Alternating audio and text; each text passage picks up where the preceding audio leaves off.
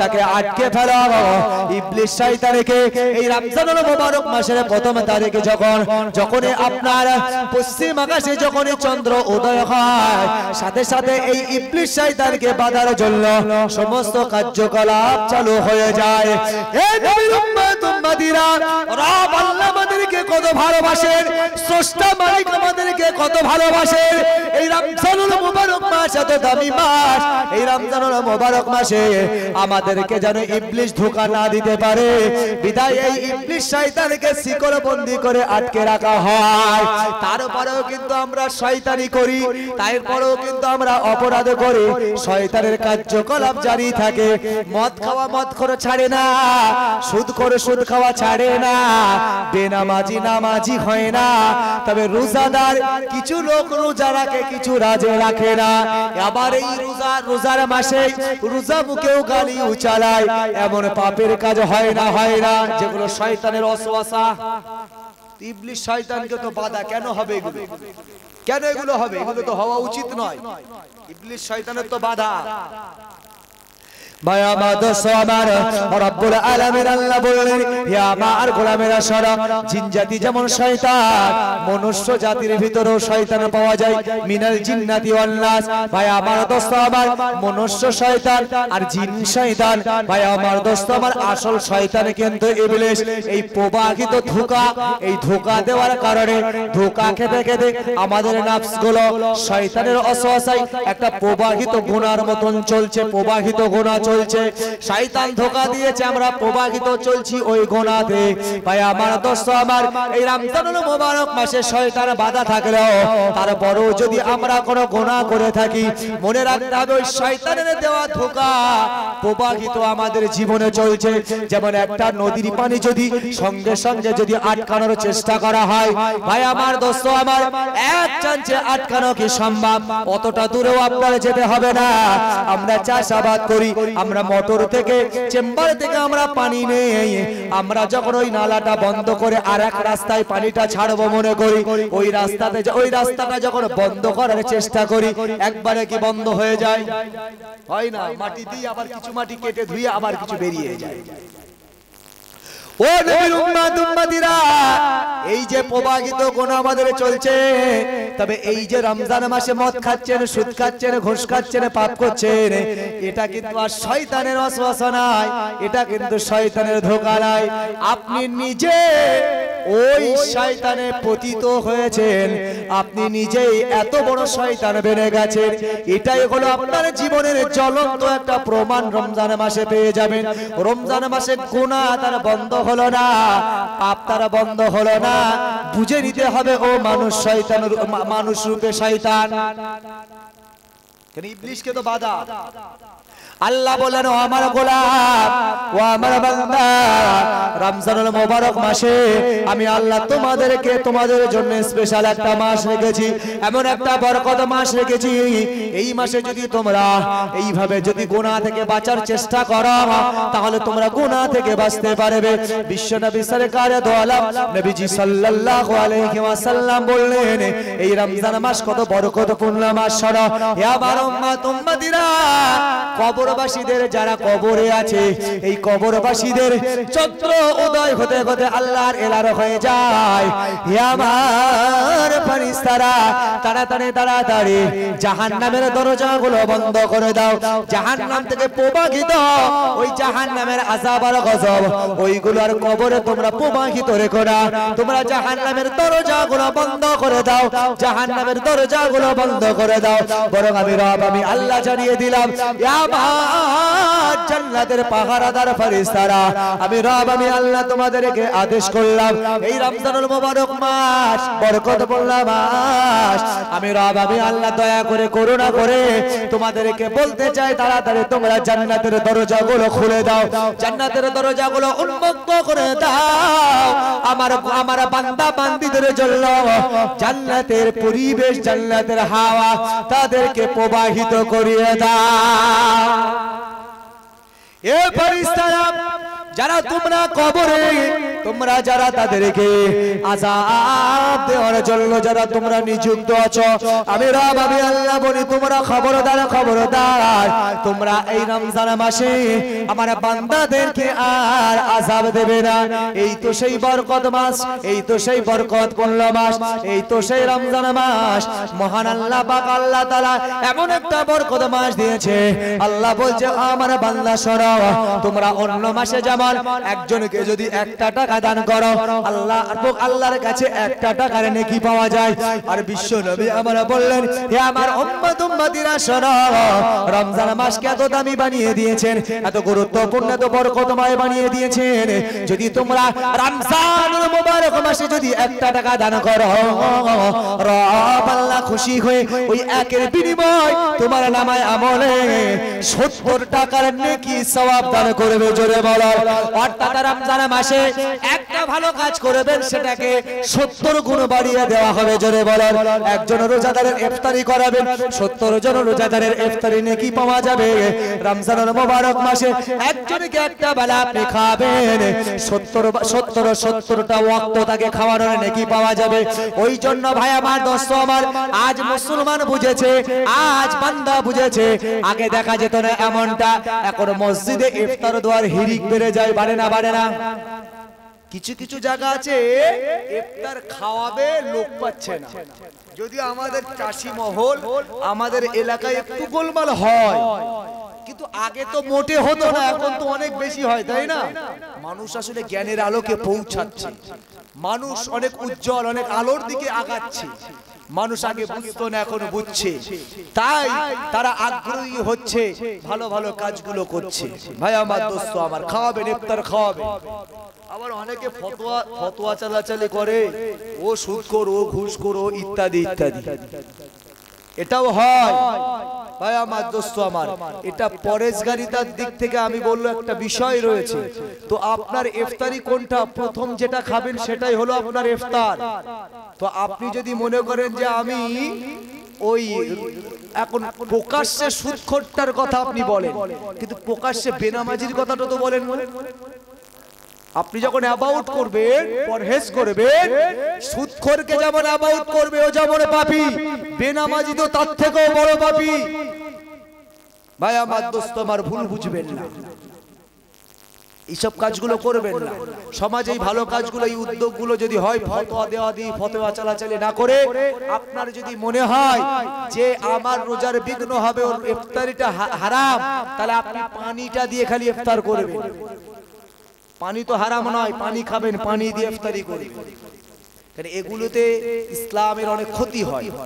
কারণ আমার সমাজ, আমার এলাকা, আমার জায়গা, তাকে ভালো কাজ করার সুযোগ দেন, তাকে আপনি বুঝান। এই ভালো কাজের সুযোগ, এই যে উদ্যোগ তৈরি হয়েছে, এই যে ভালো একটা কাজের উদ্যোগ হয়েছে, একদিন আল্লাহ ওর জন্য দোয়া করেন, হিদায়েতের দোয়া চান, আল্লাহ তোকে একদিন হিদায়েত দিতে পারে। এগুলো আমরা ভাবি না, আমরা খালি নেগেটিভটাই ভাবি, পজিটিভটাও ভাবা দরকার আছে।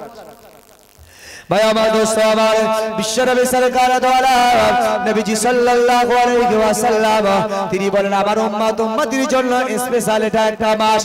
এই মাসে তোমরা, হে আমার উম্মত উম্মতি, তোমরা তোমাদের জীবনের সমস্ত পাপগুলো ঝরিয়ে ফেলো, সব গুনাহগুলো তোমরা ঝরিয়ে ফেলো, তোমাদের নেকিগুলো তোমরা ভরপুর করে নাও। বিশ্বনবী আমার বললেন, এটা বরকতের মাস। কেন বরকতের মাস? মহান আল্লাহ পাক আল্লাহ তাআলা জানিয়ে দিলেন, এই রমজানুল মুবারক মাস হলো আমার কোরআন নাজিল করার মাস, আমার কোরআন, আমার কালাম, আমার বার্তা পাঠানোর মাস। এই নওজোয়ান তরুণেরা, এই আমার মুরব্বিয়ানেরা, তবে রমজানুল মুবারক মাসে এই কোরআন নাজিল হয়েছে, হয়তো অনেকের বুঝার ভুল হয়। আসলে আল্লাহ যে কোরআন নাজিল করেছেন রমজানুল মুবারক মাসে, সেইটা একটা তারিখে, যে তারিখটাকে বলা হয় লাইলাতুল কদরের রাত। লাইলাতুল কদরের রাত, রব আল্লাহ বলেন, ওই রাতে আমি আল্লাহ পাক আল্লাহ তাআলা কোরআনের মাকাম, অর্থাৎ লাওহে মাহফুজ, লাওহে মাহফুজ, এই লাওহে মাহফুজে আমার কালাম, আমার বাণী, আমার কথা, আমি আল্লাহ রমজানুল মুবারক মাসের কদরের রাতে আমি আল্লাহ এই লাওহে মাহফুজে নাজিল করে সংরক্ষণ করেছিলাম। জোরে বলার, এ নবীর উম্মত উম্মতিরা, ও নবীর আশিক নবী দেওয়ানারা, মহান আল্লাহ পাক আল্লাহ তাআলা এই দুনিয়ার জমিনে দীর্ঘ 23 বছর ধরে এই কোরআন নামিয়েছেন। 23 বছর ধরে এই কোরআন আসতে সময় লেগেছে। তো রব আল্লাহ পাক আল্লাহ তাআলা বললেন, হে আমার গোলামেরা, হে আমার বান্দারা শোনো, এই রমজানের মাসকে আমি দামি করিয়েছি। তার কারণ হলো এই মাসের ভিতরে একটা রাত আছে, যে রাতটাকে বলা হয় লাইলাতুল কদরের রাত। যে রাত সম্পর্কে আল্লাহ কোরআনে বললেন, ইন্না আনজালনাহু ফি লাইলাতুল কদর। কোন সেই লাইলাতুল কদরের রাত? লাইলাতুল কদরি খায়রুম মিন আলফি শাহর। যে রাতটা হলো রব আল্লাহর দরবারে 1000 মাস অপেক্ষা উত্তম। একবার জোরে বলুন, 1000 মাস অপেক্ষা উত্তম। যে রাতটা এই লাইলাতুল কদরের রাত, যে রাতে আল্লাহ বলছে কেন গুরুত্বপূর্ণ, কারণ এই রাতে আমি আল্লাহ আমার বাণী কোরআন নাজিল করেছিলাম। এই কোরআন নাজিল করেছিলাম। আল্লাহ কোরআনে বলছেন, শাহরু রমাদান আল্লাযী উনজিলা ফীহিল কোরআন হুদাল লিন-নাসি ওয়া বাইয়িনাতিন মিনাল হুদা। হে আমার গোলামেরা শোনো, এই রমজান মাসে আমি আল্লাহ আমার কোরআন নাজিল করেছিলাম, যে কোরআনটা হলো আমার সমস্ত বান্দা বান্দীদের জন্য হিদায়াতের বাণী। জোরে বলো, তরুণেরা। তাই বিশ্বনবী আমরা বললেন, মহান আল্লাহ বলেছেন কোরআন আমার আল্লাহ রমজান মাসে নাজিল করেছে। কোন রাতে? লাইলাতুল কদরের রাতে। লাইলাতুল কদরের রাতের জন্য আমার আল্লাহ পাক এই রমজান মাসকে আমার আল্লাহ দামি বানিয়ে দিয়েছে। ওই জন্য সামনে রমজানুল মোবারক মাস আসছে, কেউ অবহেলা করবেন না, কেউ ছেড়ে দেবেন না, রোজাটা রাখবেন। এতে আপনার জীবনে লাভ হবে, দুনিয়ার ক্ষেত্রেও লাভ, আখিরাতের ক্ষেত্রেও লাভ। ভাই আমার দোস্ত আমার, আমেরিকার একজন বিজ্ঞানী বলছেন, মুসলমানরা তারা সারা বছর তারা পানাহার ত্যাগ করে না, সারা বছর তারা পানাহার করে, আর সারা বছরের ভিতরে একটা মাস তারা পানাহার পরিত্যাগ করে। এ নিয়ে তারা গবেষণা করলো, এতে তাদের লাভ কি, এতে তাদের ফায়দা কি? গবেষণায় উঠে এলো 11 মাস ধরে খাওয়ার পরে লুটে পিটে খাওয়ার জন্য তাদের শরীরের ভিতরে এক ধরনের জীবাণু তৈরি হয়, এক ধরনের ছোট ছোট রোগ সৃষ্টি হয়। এই ছোট ছোট জীবাণুগুলো যদি একটা মাস কেউ রোজা রাখতে পারে, কেউ যদি শরীরটা শুকাতে পারে, এই শরীর শুকানোর কারণে তাদের শরীরের ভিতরে সতেজ না থাকার কারণে ওই ছোট ছোট জীবাণুগুলো মারা যায়, ছোট ছোট জীবাণুগুলো ধ্বংস হয়ে যায়। ভাই আমার দোস্ত আমার, ঘরে আমরা মুরগির পিলে লালন পালন করি, একটু আইডিয়া নেন, যদি মুরগির পিলেগুলো একটু 2 পিলে মতন হয়ে যায়, এদেরকে কিন্তু অতটা দেখভাল করতে হয় না, খালি ছেড়ে দেবেন, ও ঠিক কুড়িয়ে কাড়িয়ে খেয়ে ঠিক আবার আপনার ডোবে ঢুকে পড়বে। ও নিয়ে অত চিন্তা নেই। ছোট পিলে যেগুলো আছে, আকাশের দিকে তাকালে মনে হয় কাক আসছে, আবার যখন পানি হয় ভিজলে মনে হয় ঠান্ডা লেগে যাবে। ওর জন্য আমাদেরকে খুব সংরক্ষণে রাখতে হয়, ওদেরকে খুব হিফাজতের সাথে রাখতে হয়, কারণ কখন না জানি মুরগির পিলেগুলো নষ্ট হয়ে যায়। হয় কাক নিয়ে যাবে, আর না হলে ঠান্ডা লেগে যাবে, রোগ ব্যাধি হয়ে মারা যাবে। ছোট পিলেদেরকে বেশি যত্ন করতে হয়। দেখেন না, যারা পিলে চাষ করে, যারা পিলে ফুটায়, ওরা হ্যাচিং করে, হ্যাচিং মানে গরম দেয় তাদের উপরে। 24 ঘন্টা 48 ঘন্টা হ্যাচিং করতে হয়। কেন? ওই পিলেগুলো হওয়ার পরে হ্যাচিং করলে তাদের একটা টেম্পার তৈরি হয়। ওই টেম্পার যত দেবে পিলে তত চাঙ্গা হবে। আর যদি হ্যাচিং না করে যদি ঠান্ডা মারা হয়, ও পিলে সব মরে যাবে। মানে যখন ছোট থাকে তাদের ভিতরে আলাদা একটা, যদি যখন ছোট থাকে সেই সময় যদি পাওয়ার ঠিকঠাক থাকে তাহলে কিন্তু ওগুলো আরো সতেজ হবে। আর পাওয়ার যদি গোলমাল হয়ে যায় ওগুলো নষ্ট হয়ে যাবে। তাই আমেরিকার বিজ্ঞানীরা বলছে 11 মাস খাওয়ার পরে মুসলমানরা রোজা রাখে। এ নিয়ে আমি রিসার্চ শুরু করলাম, কি তাতে লাভ আছে। ভাই আমার দোস্ত আমার, এই যে সারা বছর মানুষ খায়, এদের শরীরে এক ধরনের জীবাণু তৈরি হয়, ছোট ছোট কীট, ছোট ছোট রোগ তৈরি হয়। এই রোগগুলো শরীরে আস্তে আস্তে কিন্তু বড় হতে পারে, এগুলো বড় হয়ে যাবে। ক্যান্সারের মতন রোগ থেকেও নিরাময় পাওয়া যায় রোজা রাখলে। ভাই আমার দোস্ত আমার, আমার এই বিজ্ঞানী বলছে 11 মাস খাওয়ার পরে ছোট ছোট জীবাণুগুলো যখন একটু ছোট ছোট থেকে থাকে ওই সময় যখন একটা মাস সারা মাসটা যখন সারা দিন শুকানো হয় পানাহার পরিত্যাগ করা হয় তাদের শরীরটা দুর্বল হয়ে যায় এই দুর্বল হওয়ার কারণে তাদের শরীরের ভিতরে টেম্পার থাকে না ওই সময় ফলে কি হয় ওই সমস্ত কীট ওই সমস্ত ছোট ছোট রোগগুলো তাদের শরীরের ভিতরে নষ্ট হয়ে যায় মারা যায় এই সময় আমেরিকার বিজ্ঞানী বলছে ইসলাম তো আসলে একটা ইসলাম ধর্মটাই হলো একটা গবেষণা সেই ইসলাম ধর্ম অবলম্বী যিনি 1400-1500 বছর আগে মুহাম্মদ এসেছিলেন তিনি তো খালি একজন ধর্মগুরু নয় বরং তিনি ছিলেন একজন বড় বিজ্ঞানী তারা মেনে নিয়েছে জোরে বলো এই রমজান মাসে রোজাটা যদি রাখেন তাহলে দুনিয়াতে আপনি একটু বেশি হায়াত পাওয়ার চান্স পাবেন বেশি রোগ ব্যাধি থেকে বাঁচবেন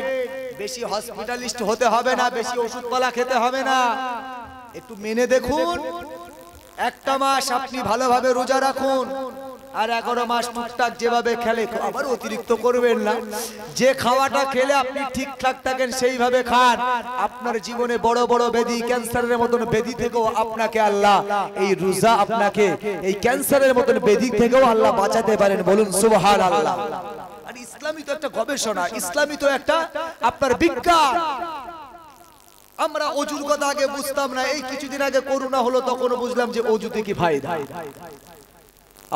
আমাদের রাজ্যের সরকারও বলছে তোমরা দিনে বারবার হাত ধোও মুখ ধোও পা ধোও বলেছিল না বলেনি আরে ইসলামও তো তাই বলেছে 5 বার নামাজ পড়ছো পবিত্রতা অর্জন করার মসজিদে ঢোকো 5 বার ওযু করবে কি করবে হাত ধোবে মুখ ধোবে পা ধোবে বলেনি ইসলাম আর ওযু কি এমনি হয়ে যাবে ভাই আমার দোস্ত আমার ওযুর ভিতরে আরো কি বিজ্ঞান রয়েছে দেখুন ভাই আমার দোস্ত আমার কয়েকজন গবেষকরা গবেষণা করতে লাগলো দেশে আজ আপনার ভাই আমার দোস্ত আমার দেশে আজ দেখা যায় ভীষণ ভাবে স্ট্রোক রোগ বেড়ে যায় স্ট্রোক রোগ হচ্ছে স্ট্রোক রোগে মারা যাচ্ছে এরপর এই রোগের প্রতিষেধক খুঁজবার জন্য সারা বিশ্বের বড় বড় ডক্টররা তারা রিসার্চ শুরু করলো ভাই আমার দোস্ত আমার দেখা গেল রিসার্চ করে কোনো গবেষণা তাদের কাছে উঠে এলো না যে এই স্ট্রোক নামক রোগের প্রতিষেধক কি পাওয়া যায় তবে তাদের কাছে একটা গবেষণা উঠে এলো যে স্ট্রোক রোগের প্রতিষেধক কি সেই স্ট্রোক রোগের প্রতিষেধক হলো সারা শরীরের ভিতরে যত জায়গায় চামড়া আছে যেমন হাতের আঙ্গুলের নিচে এক রকম আঙ্গুলের উপরে এক রকম দ্বিতীয় গিটের নিচে এক রকম উপরে আরেক রকম তৃতীয় গিটের নিচে এক রকম উপরে আরেক রকম হাতের তালুর নিচে এক রকম হাতের তালুর উপরে এক রকম এইখানের চামড়া এক রকম এইখানের চামড়া এক রকম সারা শরীরে যত অঙ্গ রয়েছে সব অঙ্গের চামড়া কিন্তু এক এক রকম কোন চামড়ার সাথে কোন চামড়া মেলে না কিন্তু শরীরের ভিতরে একই রকম দুটো জায়গার চামড়া একই রকম সেই চামড়া দুটো একটা চামড়ার সাথে আর একটা চামড়া মিলে যায় গবেষকরা তারা গবেষণা করলো না এই যদি স্ট্রোক রোগ থেকে বাঁচতে হয় এই শরীরের ভিতরে যে দুটো জায়গায় একই রকম চামড়া এই দুটো চামড়ার একটু ঘষাঘষি দরকার আছে এই দুটো চামড়া যদি কন্টিনিউয়াস যদি প্রতিনিয়ত যদি সে এইভাবে মিশ্রণ করে এইভাবে যদি তারা মাসাহা করে তাহলে ওই মানুষগুলো স্ট্রোক রোগী থেকে স্ট্রোক রোগ থেকে বেঁচে যাবে দেখুন ইসলাম কত নামি দামি ধর্ম ইসলাম ধর্মের যে আমাদের কাছে ইবাদত বলে যে বিষয়গুলো রয়েছে সেগুলো মানুষের কত উপকারে আসতে পারে ভাই আমার দোস্ত আমার গবেষকরা বলছে সারা শরীরের ভিতরে যতগুলো চামড়া যতগুলো অঙ্গ পতঙ্গ রয়েছে সবই আলাদা আলাদা দুইটা জায়গার চামড়া একই রকম একটা হলো এই হাতের পিছনের তালু এই হাতের পিছনের তালু এই যে আঙ্গুলের তালু আর একটা জায়গার চামড়া সেটা হলো ঘাড়ের এই যে চামড়া গবেষকরা বলছে এই দুটো জায়গার চামড়া হলো একই রকম যদি কেউ এই দুটো চামড়া দিনে কয়েকবার এইভাবে ঘষাঘষি করে ঘর্ষণ লাগায় ওই মানুষটা স্ট্রোক রোগ থেকে বাঁচতে পারে আপনি বলুন আজ থেকে নয় 1500 বছর আগে আমার আপনার নবী তো জাগানের বাদশা পেয়ারা রাসূল বলছে তোমরা পবিত্রতা অর্জন করো তোমরা মাথা মাসাহা করো ঘাটা মাসাহা করো বলে না বলে নাই বলে নাই ঘাড় মাসাহা করো, ওযু করার সময় করেন না? গবেষকরা বলছে, গবেষণা করে এটা হলো স্ট্রোক রোগের প্রতিশোধ। একবার জোরে বলুন সুবহানাল্লাহ। ওইজন্য ওযু করার সময় খুব ঠান্ডা মিজাজে ওযু করবেন। মাথার 3 ভাগের 1 ভাগ মাসাহা করা, আর এই ঘাড় যখন মাসাহা করে এরকম ছেড়ে দেবেন না। ঘাড়টা মাসাহা যখন করবেন খুব সুন্দর করে এইভাবে মাসাহা করবেন, এইভাবে মাসাহা করবেন। একবার করা আপনার আদায় হয়ে যাবে, 3 বার করা সুন্নাত। আমি 3 বার করবেন, 3 বার করা মুস্তাহাব। আপনি 3 বার করবেন, ভালো। বেশি ঘর্ষণ করলে আরো আপনার কাজ হবে। এর নাম তো ইসলাম। ভাই আমার, দোস্ত আমার, চলুন আমি আলোচনা ভুলি নাই। বলতে বলতে অনেক লম্বা দূরে চলে এসেছিলাম। কোথায় চলছিল সেই কিয়ামতের সম্পর্কে কথা। হযরত নবী ইব্রাহিম আলাইহিস সালাতু ওয়াস সালাম তিনি বলছেন, হে আমার উম্মত উম্মতিরা, আজ আমার স্মরণ হয়, আজ আমার ভয় হয়। রব আল্লাহ যদি আমাকে জিজ্ঞাসা করে, হে ইব্রাহিম বলা, ওই দিন তোমার বিবি সারা সম্পর্কে সরাসরি তোমার বিবি কেন বলো নাই? তুমি ওই দিনে মূর্তিগুলো ভেঙেছিলে কেন তুমি সরাসরি তাদেরকে বলো নাই? কেন তুমি বলেছিলে তুমি দুর্বল, তারা বুঝেছিল এক, তুমি বুঝিয়েছিলে আর এক। কেন এমন কাজ করেছো?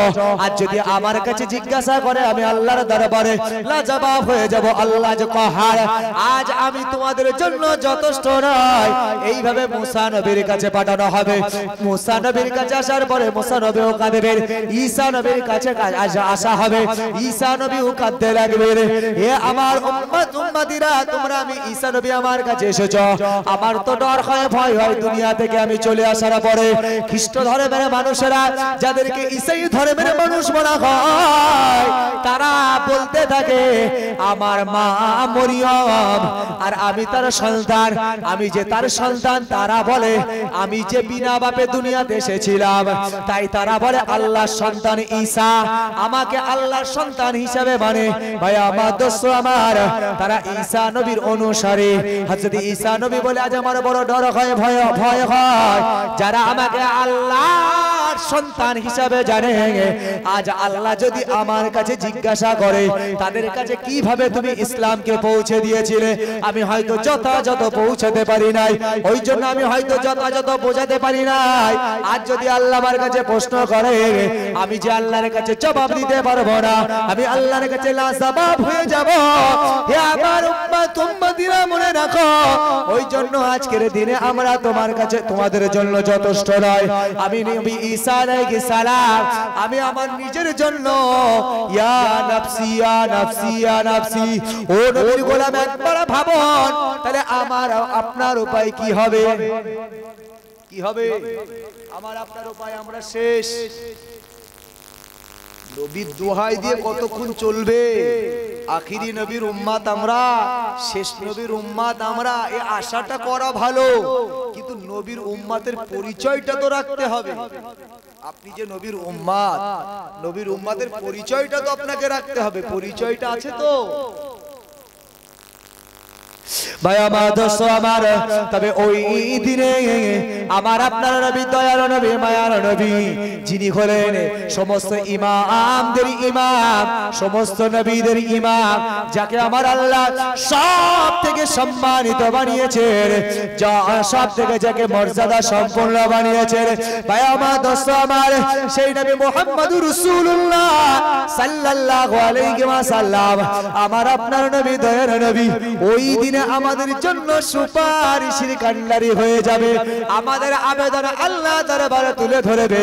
কিন্তু তারপরেও আপনাকে বুঝতে হবে, রব আল্লাহ পাক আল্লাহ তাআলা কোরআনে কারীমে বলেছেন, মান যাল্লাযী ইয়াশফাউ ইনদাহু ইল্লা বিইযনি। ও দুনিয়ার গোলাম, ও দুনিয়ার বান্দারা, শোনো, কিয়ামতের ময়দানে ক্ষমতা নাই, পাওয়ার নাই। আমি রব, আমি আল্লাহ, আমার বিনা অনুমতিতে আমার কাছে কেউ সুপারিশ করবে? এই জায়গায় দাঁড়িয়ে বিশ্ব নবী আমার বললেন, ও আমার উম্মত উম্মতিরা, শোনো, ওই দিনে যদিও আমি রাসূলুল্লাহ, আমাকে সুপারিশ করা নিষেধ, কারণ আল্লাহর অনুমতি দরকার। কিন্তু আমি বিশ্ব নবী সরকারে দো আলম, যখন সবাই আমার কাছে তোমাদেরকে পাঠাবে, ওই দিনে আমি বিশ্ব নবী সরকারে দো আলম তোমাদের জন্য সুপারিশের কান্ডারি হয়ে যাব। কিভাবে আমি সুপারিশ সুপারিশ করাবো আমি বিশ্ব নবী সরকারে দো আলম আল্লাহর মাকামে মাহমুদের সিজদায় রত হয়ে যাব মাকামে মাহমুদ যখন আমি সিজদায় রত হয়ে যাব আমার আল্লাহ বলবেন ওগো আমার হাবিব ওগো আমার বন্ধু আজকের দিনটা আপনার কান্নার দিন নয় আপনি আর কাঁদবেন না আপনি আর চোখের পানি ফেলবেন না আমি রব আমি আল্লাহ আজকের দিন আমি হলাম হাকামুল হাকিমিন আমি হলাম বিচারক আর আপনি আমার বন্ধু আমার পাশের কুরসি আমার পাশের চেয়ার আজকের দিনের জন্য হলো আপনার আপনি আর চোখের পানি ফেলবেন না হাবিব আপনি মাথা তোলেন বিশ্ব নবী আমার বললেন ও আমার উম্মত উম্মতিরা আমি নবী তখনও আমি মাথাটা উঠাবো না আমি মাথাটা সিজদা থেকে উঠাবো না ওই সময় রব আল্লাহ পাক আল্লাহ তাআলা বলবে হাবিব আমি জানি আমি কোরআনে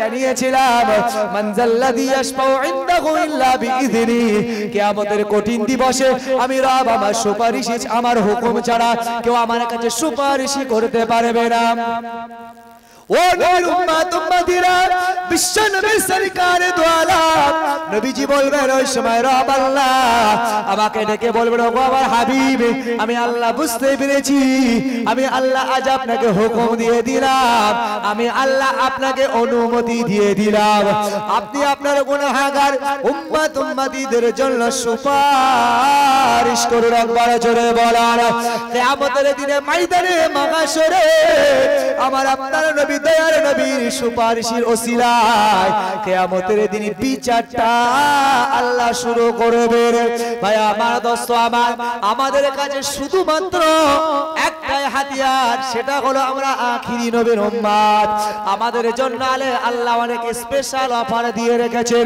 যদি আমরা খালি নবীর পরিচয়টা রাখতে পারি যদি আমরা নবীর উম্মতের পরিচয়টা যদি দিতে পারি নবীর উম্মতের পরিচয় দিতে গেলে দুনিয়াতে আমাদেরকে নবীর ভালোবাসা আমাদের অন্তরে স্থাপন করতে হবে নবীর পিয়ার নবীর মহব্বত স্থাপন করতে হবে আর এই নবীর ভালোবাসা নবীর পিয়ার স্থাপন করতে গেলে